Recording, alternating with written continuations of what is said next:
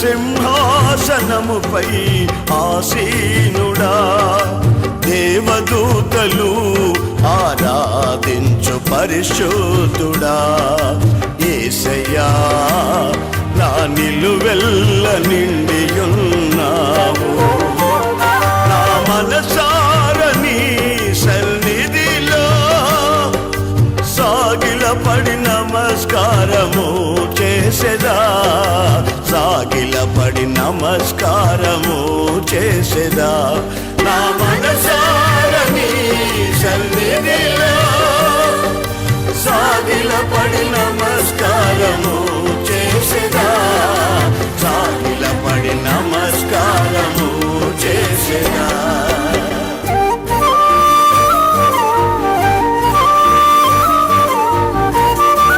మన ప్రభువును రక్షకుడైన యేసు క్రీస్తు అతి శ్రేష్టమైన నామాన్ని బట్టి దేవుని జనాంగమైన మీ అందరికీ పేరు పేరున హృదయపూర్వక వందనాలు. కొద్దిసేపు దేవుని మాటలు విందాం. కొలసీ సంఘానికి పౌలు రాసిన ఉత్తరం 2వ అధ్యాయము 19వ వాక్యంలో నేను జాగ్రత్తగా చివరి లైన్లు చదువుతాను, జాగ్రత్తగా గమనించండి. ఆ శిరస్సు మూలముగా సర్వ శరీరము కీళ్ల చేత నరముల చేతను పోషించబడి అతుకబడినదై దేవుని వలన కలుగు వృద్ధితో అభివృద్ధి పొందుతూ ఉన్నది. శిరస్సు ఉంది, శరీరం ఉంది. బాగా వినాలి. శిరస్సు శరీరం అనే పదం వాడి, శిరస్సు మనకు తెలుసు, దానికి అతుకబడి శరీరం అంతా ఉంది. అయితే ఇంత పెద్ద శరీరాన్ని శిరసట ఆశీర్వదకరంగా అభివృద్ధిలో నడిపిస్తుందట. అందుకని అక్కడ 2 మాటలు వాడాడు. ఒకటేమో కీలు, రెండోదేమో నరాలు. అంటే నరాలు పనిచేయాలి, కీళ్ళు కూడా పనిచేయాలి. కీలుండబట్టి మనిషి వంగుతాడు, ఇస్తాడు, విత్తుతాడు, పట్టుకుంటాడు, ఏదైనా చేస్తే కీలు పని. సమస్తానికి శక్తి ఇచ్చేదేమో సరఫరా చేయడానికి వినియోగించబడే నరాలు. అంటే ఇప్పుడు ఒక వ్యక్తి ఆధ్యాత్మికంగా కానీ, అలాగే కుటుంబపరంగా కానీ, సంఘపరంగాని వర్ధిల్లాలి అంటే నరాలకి పాత్ర ఉంది, కీళ్లకు పాత్ర ఉంది. అప్పుడు ఆ శరీరాన్ని అభివృద్ధి పొందేందుకు ఆదేశించి శిరస్సు ఉంటుంది. అంటే ఆధ్యాత్మిక జీవితంలో మనం అభివృద్ధి పొందాలి అంటే దేవుని వాక్యానికిని, ఆయన సన్నిధికిని, ఆయన సహవాసానికిని, ఆయన నడిపింపునకును, ఆయన గద్దింపునకు మనం వంగాలి. ఎప్పుడైతే అలా లోబడతామో అభివృద్ధి ప్రారంభం అవుతూనే ఉంటుంది. రెండవదిగా నరాలు పనిచేయాలి. సహజంగా జరిగేది ఏమిటంటే నరాల్లో ఏదైనా అడ్డుపడితే రక్త ప్రసరణ జరగకపోతే అవయవాలు దెబ్బతింటాయి. మరి భక్తిపరంగా మన ఆత్మీయ జీవితంలో అంటే దేవుని చిత్తం అనేది జరగకుండా అక్కడక్కడ అభ్యంతరాలు అనేవి అడ్డుపడతాయి. అభ్యంతరపడి అనే మాట బైబిల్లో రాయబడింది. ఆ మాట విని ఆయనను వెంబడించడానికి అభ్యంతరపడ్డారు, అంటే ఆటంకం వచ్చింది. అభ్యంతరం నీలోని ప్రసారం దైవ చిత్తం అనే ఆ యొక్క కార్యక్రమం నెరవేర్చకుండా అభ్యంతరాలు మొదలవుతాయి. తేలికగా అర్థమయ్యేది ఏమిటంటే నీ ఆత్మీయ జీవితంలో కానీ, ప్రార్థనా జీవితంలో కానీ ఎక్కడైనా అభ్యంతరాలు వస్తున్నాయా? అభ్యంతరపడినా, అభ్యంతరం వచ్చినా దాన్ని తొలగించుకో, లేకపోతే మెడకు తిరగట్రాయి కట్టుకో అని బైబిల్ బోధిస్తుంది. చాలాసార్లు కుటుంబాలైన వ్యక్తులైనా వర్ధిల్లకపోవటానికి కారణం ఒకటి కీలు పనిచేయకపోవటం, రెండోది ఏమిటంటే అభ్యంతరాలు రావడం. కనుక దేవుని దగ్గర ఈ రోజు నుంచి మీరైనా నేనైనా అంతా చేయాల్సిన ప్రార్థన ఏమిటో తెలుసా? నీ వలన నేను అభివృద్ధి పొందాలి. మీకు కొన్ని విషయాలు పాత నిబంధన అర్థమయ్యే చరిత్ర జ్ఞాపకం చేస్తాను, బాగా గమనించండి. దేవుడు మన పితరులను ఎప్పుడూ దీవిస్తూనే వచ్చాడు. ఆ దీవెనకు ఎవరైనా పని చేయాల్సిందే. అబ్రాహాం చేసిన పనులు ఏమిటంటే ఎక్కడికి వెళ్ళినా బలిపీఠం కట్టేవాడు. తర్వాత ఇస్సాకు వచ్చాడు. ఇస్సాకు చేసిన పనులు ఏమిటో తెలుసా? ఎక్కడికన్నా బావులు తవ్వుతూనే ఉంటాడు. అతని కడుపును పుట్టిన యాకోబు అన్నాడు. యాకోబు బావిలు తవల, ఈ యాకోబు బలిపీఠాలు కట్టల. చేసింది ఏమిటో తెలుసా? వెళ్ళిన చోటలా స్తంభాలు బాతుతో వెళ్ళాడు. ముగ్గురికి 3 చరిత్రలు బైబిల్లో రాయబడ్డాయి. ఒకని చరిత్ర ఏమో బలిపీఠం చరిత్ర, ఒకని చరిత్ర ఏమో బావులు తవ్విన చరిత్ర, ఒకని చరిత్ర ఏమో స్తంభాలు నాటిన చరిత్ర. ఈ 3 మీద జీవితాలు ఆశీర్వాదకరంగా సాగుతూ వచ్చాయి. ఈ రోజున యాకోబులోని కొన్ని లక్షణాలు మీకు చెప్పాలని నేను కోరుకుంటున్నాను. నువ్వు దేవునితో ఉన్నావు, దేవునితో నేను ఐక్యపడ్డాను, కీలులాగా వంగుతున్నాను, అభ్యంతరం లేకుండా నరాలు పనిచేస్తున్నాయి అని చెప్పగలిగితే ఈ యాకోబుని దీవించిన దేవుడే నిన్ను దీవించునుగాక. యాకోబుని ఆశీర్వదించిన దేవుడే మన సంఘాన్ని ఆశీర్వదించునుగాక. ఈ యాకోబు దేవునితో ఉన్నాడా లేడా అని అడిగితే అతని గత చరిత్ర ఏదైనా ఉంటే మోసమే. పేరు చూసినా మోసమే, మాట చూసినా మోసమే, చేసిన ప్రయత్నాలు పనులు మోసమే, అన్నిట్లో కూడా మోసగాడిగానే వెళ్ళాడు. అయితే ఆకాశమందున దేవుడు అతను దీవించాలని కోరుకున్నాడు. కానీ దీవించాలని కోరుకున్నప్పుడు అతనికి కొన్ని పద్ధతులను ఏర్పాటు చేస్తే ఆ ప్రణాళిక ప్రకారమే నడుస్తూ వెళ్ళాడు. ఒక రోజున ఇంటి దగ్గర నుంచి పారిపోయే పరిస్థితి వచ్చింది. పారిపోతే ఏం చేయాలో అర్థం కాక మేనమాంగారి ఇంటికి వెళుతూ అరణ్యంలో చీకటబడిపోతే ఒక రాయి తీసుకుని తలగడగా చేసుకుని ఆ రాత్రి నిద్రించడానికి ఇష్టపడ్డాడు. ఒంటరిగా చీకటి మధ్యలో దేవుడు అతన్ని దర్శించి అతనితో మాట్లాడి నిచ్చెన వేసి పలకరించాడు. పలకరించాక, ఇదిగో నేను నీ తాతకు దేవుడను, నీకు దేవుడని, మీ తండ్రికి దేవుడని, నువ్వు పడుకున్న స్థలం నీకిస్తానని అడగకపోయినా జవాబిచ్చాడు. దిగ్గున లేచాడు, భయపడిపోయాడు. ఇది దేవుడున్న స్థలం అంటూ భయంకరమైన చోటు అని పేరు పెట్టి వెళ్ళేటప్పుడు ఆదికాండం 28వ అధ్యాయంలో ఆఖరి భాగంలో పనిచేశాడు. ఏం చేశాడో తెలుసా? ఒక రాతిని నిలబెట్టి, తన తలగడగా చేసుకున్న రాతిని నిలబెట్టి, చదవండి.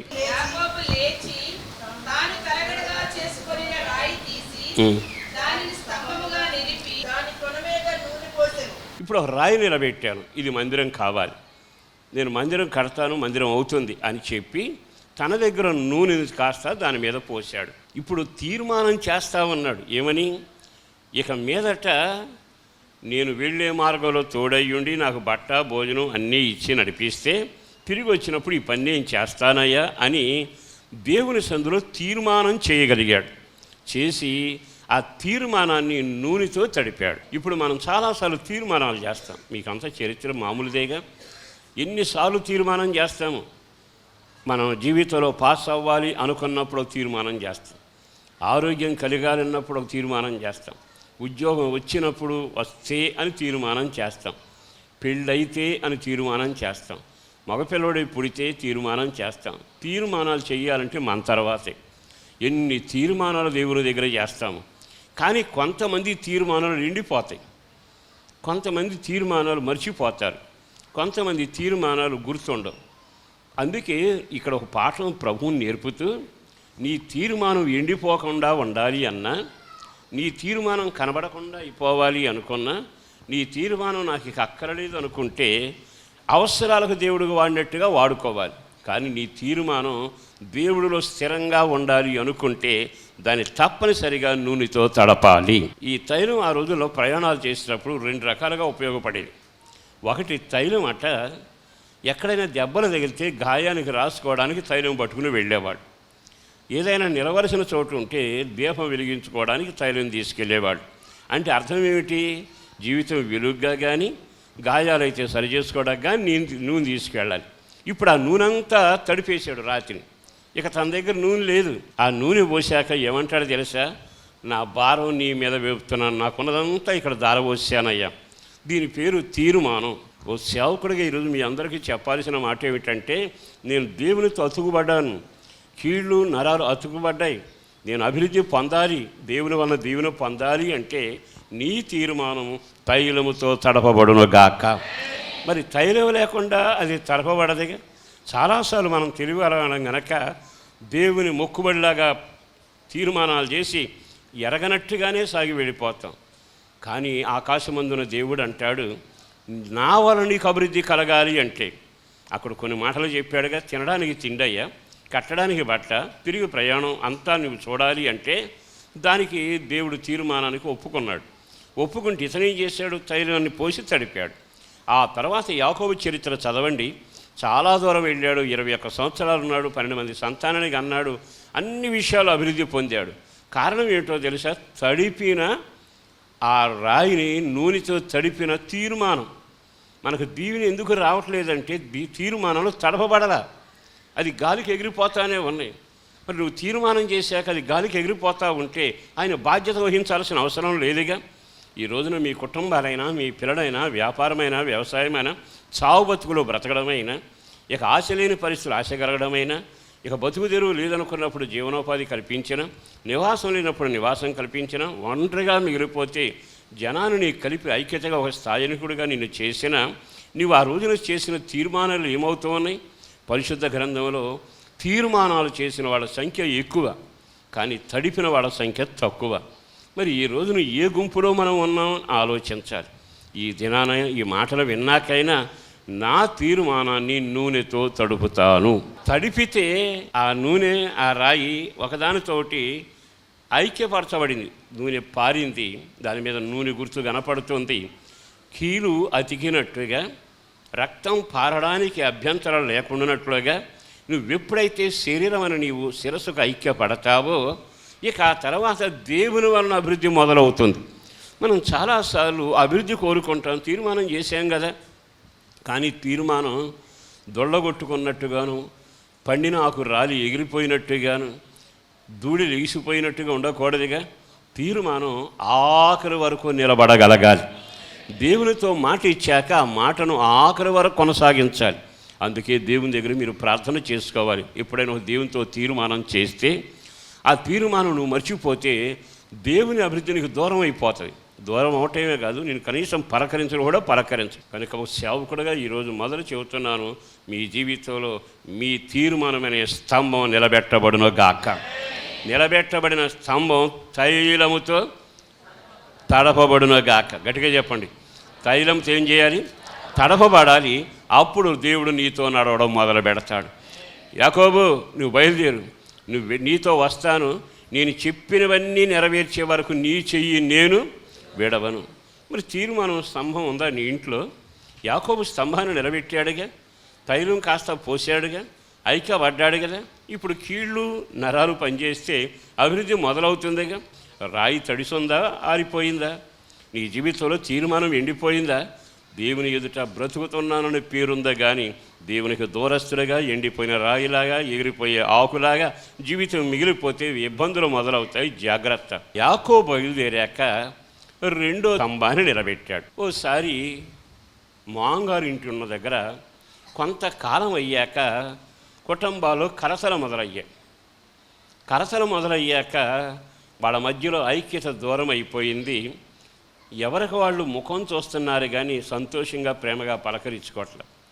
ఎందుకు ఆ పరిస్థితి సంభవించింది యాకోబుకు అర్థం కాల.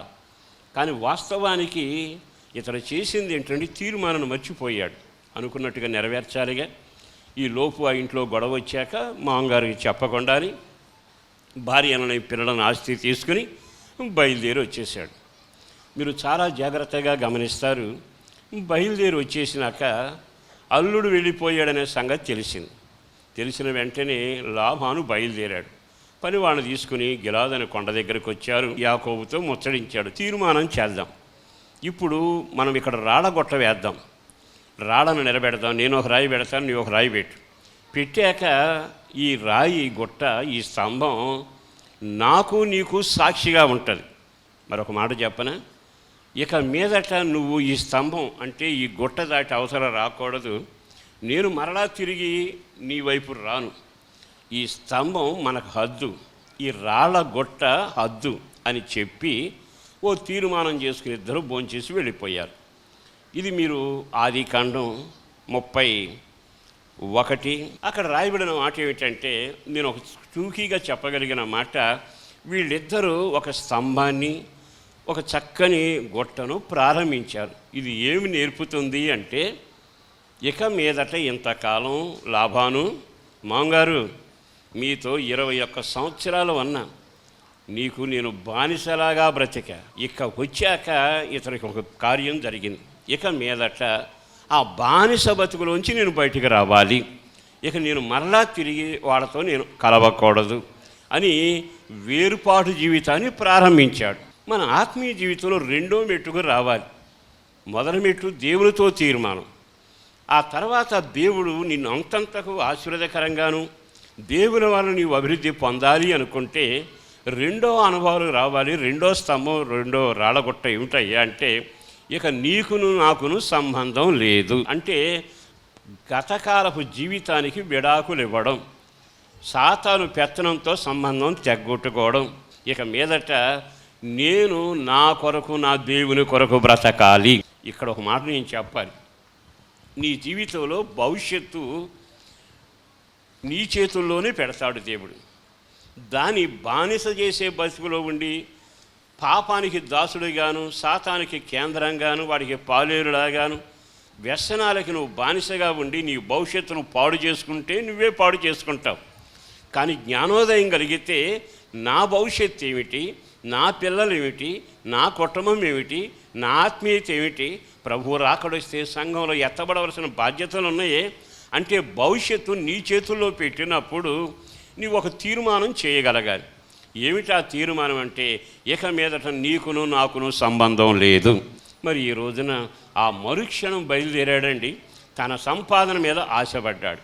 ఇప్పుడు ఒక మాట చెప్పన, దేవునిలో వచ్చాక మనకు ఒక సంపాదన ఉంటుంది. ఆ సంపాదన పేరేమిటో తెలుసా?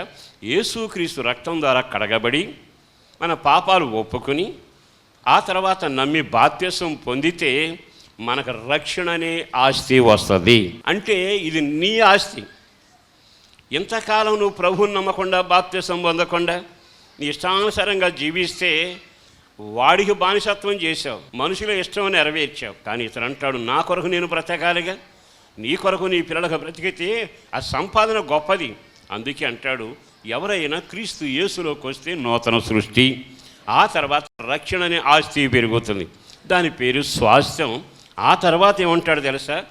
మీరు వాడితో విడాకులు తీసుకుని, అంటే పాపంతో, శాపంతో, లోకంతో, వ్యసనాలతో విడాకులు తీసుకుని నమ్మి బాప్తిసం పొందాక మీ సంపాదన పెరుగుద్ది. ఒకటి రక్షణ అనే స్వాస్థ్యం ఉంటుంది. రెండోది పునాదుల పట్టణం దేవుడు నీకు నిర్మిస్తాడు. అక్కడ ఒక నివాసం కడతాడు. నీ సత్క్రియల వలన ఆస్తి పెరుగుతుంది. నీ దాన ధర్మాలు, నీ మంచితనం, నీ కార్యక్రమం వలన నీ ఆస్తి విస్తరిస్తూ ఉంది. మరి యాకోబుకు ఆలోచన వచ్చిందిగా, ఎంతకాలం నీ కొరకు బతకను అని చెప్పి పరిగెత్తుకుని వస్తే వెంటబడ్డాడు. అప్పుడు అంటాడు, రాళ్ళు వేస్తాను, గుట్ట పెడతాను, ఇది ఒక స్తంభం, దాటి నేను రాను, ఇది దాటి నువ్వు రావటానికి వీలు లేదు. ఈ రోజైనా యేసు రక్తం ద్వారా కడగబడి మార్పు చెంది ఆయన నామాన బాప్తిసం పొందితే రక్షణ అనే స్వాస్థ్యం కలుగునగాక. మూడో మాట చెబుతాను. ఆదికాండం 35:9 వాక్యం చదివితే,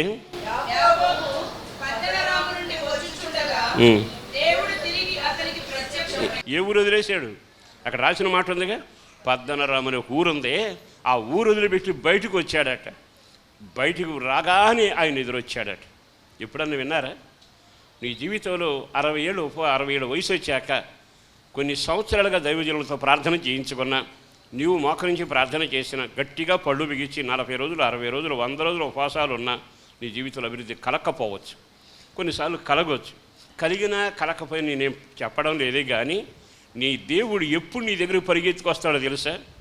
నీ దేవుడు ఎప్పుడు నీకు ఎదురొస్తాడో తెలుసా? నీవు ఎప్పుడైతే పద్దనరాముని గత కాలాన్ని వదిలి బయటకు వస్తావో, ఆయనకు నువ్వు బయలుదేరి వచ్చినాక ఒక్క క్షణం ఆగాలనిపించలేదండి. తిరిగి మరలా ప్రత్యక్షమయ్యాడు.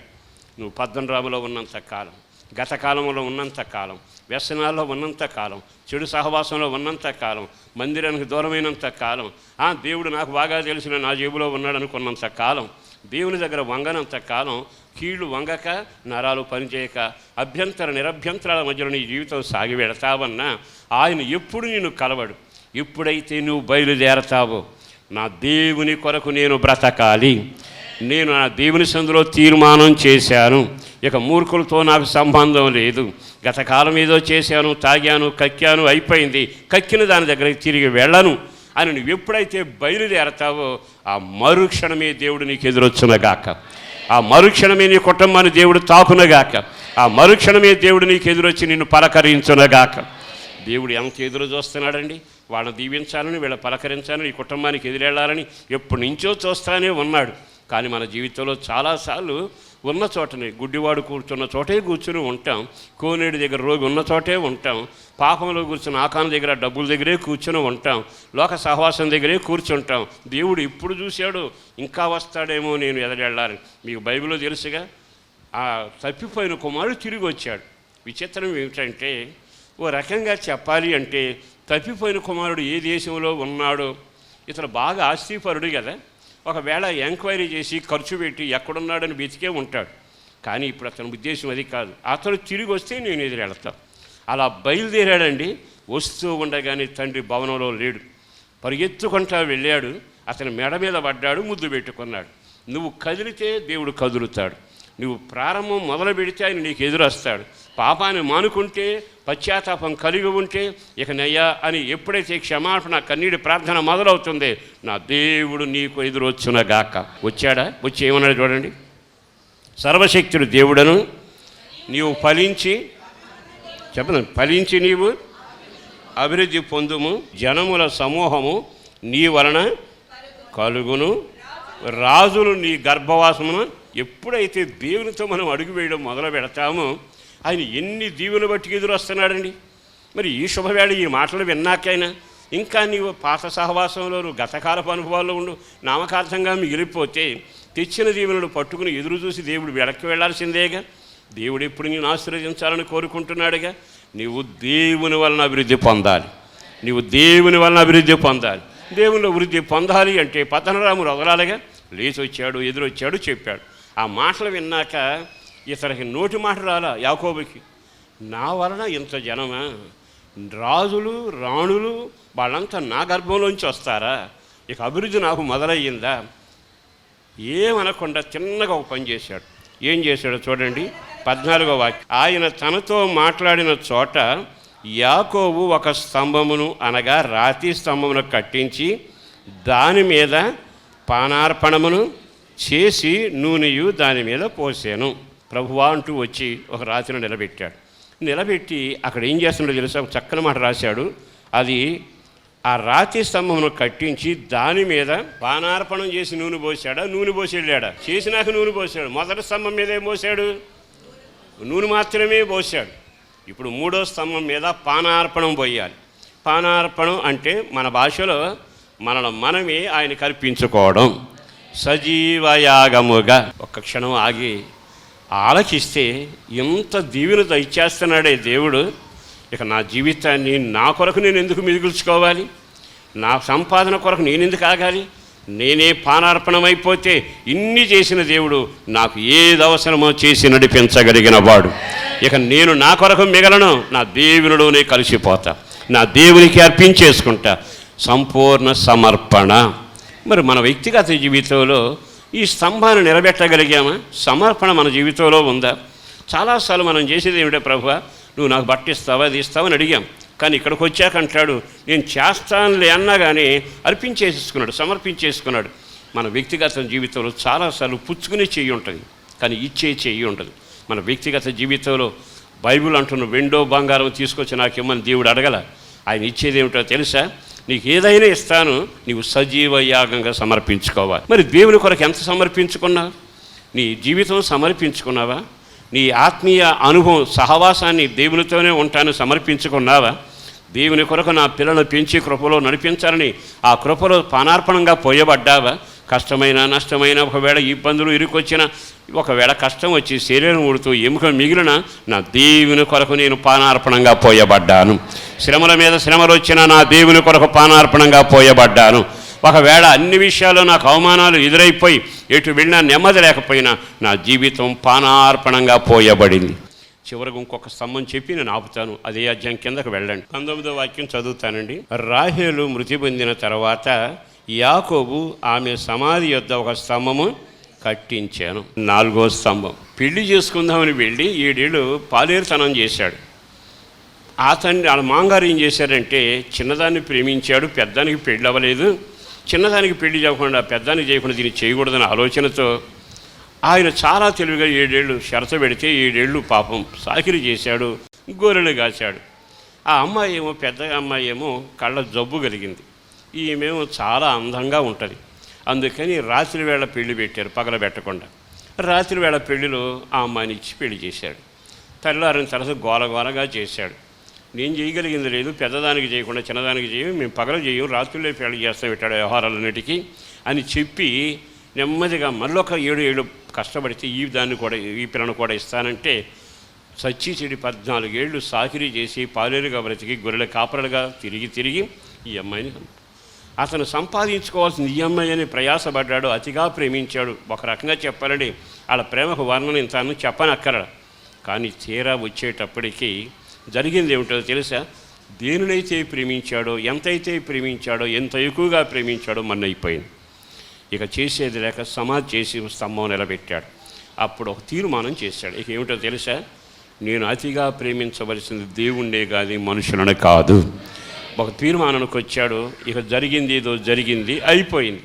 ఇక మీదట నా ప్రాణం, నా కొరకు ప్రాణం పెట్టిన నా దేవుని కొరకే నేను జీవిస్తాను అని నిలబెట్టి అంటాడు.